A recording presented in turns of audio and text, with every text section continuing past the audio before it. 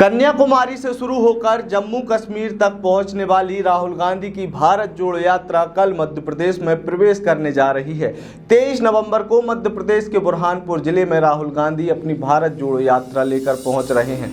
राहुल गांधी की यह यात्रा लगभग 5 महीने तक चलेगी। इस दौरान ये लगभग 12 राज्य और 3,570 किलोमीटर की यात्रा कर चुके होंगे। इस यात्रा के मायने क्या हैं, वो राजनीतिक पंडित ये बताते हैं कि वर्ष 2014 से जिस तरीके से कांग्रेस का राजनीतिक वनवास शुरू हुआ है, उस वनवास को खत्म करने के लिए राहुल गांधी के द्वारा यह यात्रा निकाली जा रही है।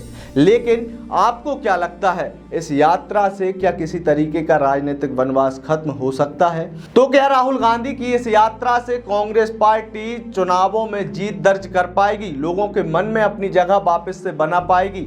और क्या इन यात्राओं से वास्तव में लोगों का मन परिवर्तन होता है? तो मैं आपको बता दूं कि बिल्कुल इस प्रकार की यात्राओं से लोगों का मन और विचार दोनों परिवर्तन होता है, क्योंकि इससे पहले भी देश में कई ऐसी राजनीतिक यात्राएं हैं जिन्होंने राजनीतिक पार्टियों की दिशा और दशा को बदल दिया है। नमस्कार, मेरा नाम है अंकित और आप देखना शुरू कर चुके हैं आयुध। आज के वीडियो में हम बात करेंगे देश में होने वाली इन्हीं राजनीतिक यात्राओं के बारे में, जो कि देश के किसी न किसी राज्य से निकाली गई और जिसका लाभ राजनीतिक पार्टियों को जमकर हुआ।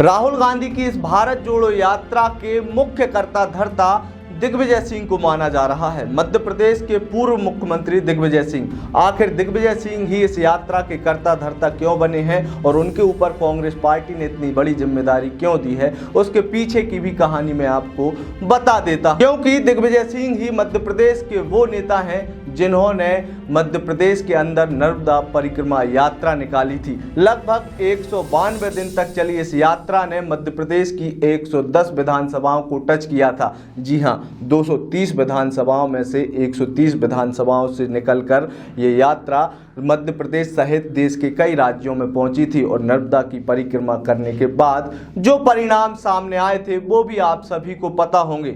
चुनाव से लगभग 7 महीने पहले दिग्विजय सिंह की यह यात्रा खत्म हुई थी। कौन से चुनाव? मध्य प्रदेश के विधानसभा चुनाव वर्ष 2018 में।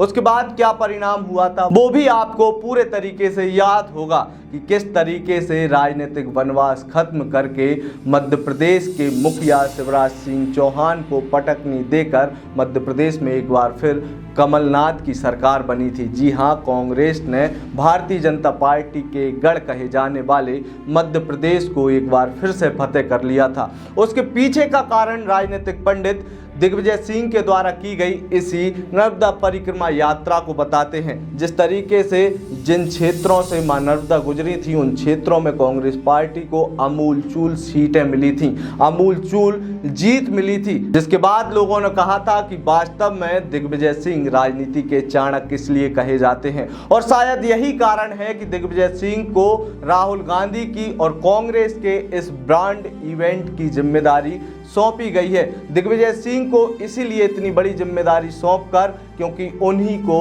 इस प्रकार की यात्राओं को निकालने का पुराना अनुभव है और दिग्विजय सिंह इस यात्रा को बखूबी निकालने में राहुल गांधी की मदद भी कर रहे हैं। तो थी दिग्विजय सिंह की नर्मदा परिक्रमा यात्रा, जिसके माध्यम से कहीं न कहीं मध्य प्रदेश में एक बार फिर से कांग्रेस की वापसी हुई थी। लेकिन क्या आपको पता है कि भारतीय जनता पार्टी के कद्दावर नेता लालकृष्ण आडवाणी ने भी इसी प्रकार की एक राजनीतिक यात्रा निकाली थी, जिसका फायदा आज तक बीजेपी को पूरे देश भर में मिलता हुआ नजर आता है। यह यात्रा लालकृष्ण आडवाणी ने 90 के दशक में निकाली थी। 90 के दशक में राम जन्मभूमि पर भव्य मंदिर निर्माण का मुद्दा जोरों से गरमाया हुआ था। ऐसे में गुजरात के सोमनाथ से सन 1990 में लालकृष्ण आडवाणी के द्वारा एक यात्रा करने का फैसला लिया। उन्होंने यह फैसला लिया कि वह सोमनाथ से अयोध्या तक यह यात्रा निकालेंगे। इस दौरान वह देश के अलग अलग राज्यों से गुजरेंगे। 25 सितंबर 1990 को लालकृष्ण आडवाणी की आगवानी में यह यात्रा सोमनाथ से शुरू हुई।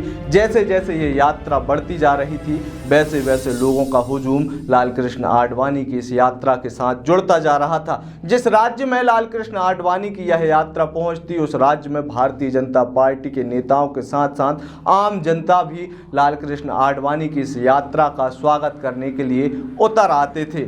लेकिन इस यात्रा को देखते हुए, इस यात्रा के परिणामों को देखते हुए राजनीतिक पार्टियों में खलबली मच गई थी। न केवल राज्यों की राजनीतिक पार्टियों बल्कि केंद्र की कांग्रेस सरकार भी कहीं न कहीं सोचने पे विवश हो गई थी कि कैसे लालकृष्ण आडवाणी की इस यात्रा को रोका जाए। इस यात्रा से सबसे ज्यादा दर्द यदि किसी को हुआ था वो था लालू यादव को। बिहार के कद्दावर नेता लालू यादव ने इस यात्रा के विरोध में भी एक यात्रा बिहार में शुरू की थी और जैसे ही लालकृष्ण आडवाणी की यह यात्रा बिहार पहुंची, बिहार में लालकृष्ण आडवाणी की इस यात्रा के दौरान भारतीय जनता पार्टी के कद्दावर नेता लालकृष्ण आडवाणी को गिरफ्तार कर लिया गया था। लेकिन तत्काल इसके परिणाम देखने को भाजपा को नहीं मिले, लेकिन उसके बाद से जिस तरीके से देश में लोगों की सोच और लोगों के विचार भारतीय जनता पार्टी से मिलने लगे वह आज भी आपको साफ तौर पर दिखाई देते हैं। राम मंदिर को लेकर भारतीय जनता पार्टी ने जिस तरीके से आंदोलन किया उसकी बदौलत भारतीय जनता पार्टी आज देश के सबसे ज्यादा राज्यों में, केंद्र शासित राज्यों में और केंद्र में भी बैठी हुई है। कहीं ना कहीं राजनीतिक यात्रा का फायदा, इस लालकृष्ण आडवाणी की यात्रा का फायदा भारतीय जनता पार्टी को जमकर मिला। ये तो वो यात्राएं थी जिनके बारे में आपने कभी न कभी सुना होगा, लेकिन दक्षिण भारत में भी एक ऐसी ही यात्रा निकाली गई थी जिसके परिणाम स्वरूप दक्षिण भारत में एक राजनीतिक पार्टी के द्वारा सरकार का गठन कर लिया गया था। ये पार्टी कौन सी थी और यह यात्रा कौन सी थी वो भी मैं आपको बता दूं। ये यात्रा जगमोहन रेड्डी के द्वारा निकाली गई थी जिसका नाम था प्रजा संकल्प यात्रा। वर्ष 2009 में YSR रेड्डी की हेलीकॉप्टर दुर्घटना में मौत हो गई थी, जिसके बाद उनके बेटे जगमोहन रेड्डी को कांग्रेस ने राज्य का मुख्यमंत्री बनाने से इनकार कर दिया।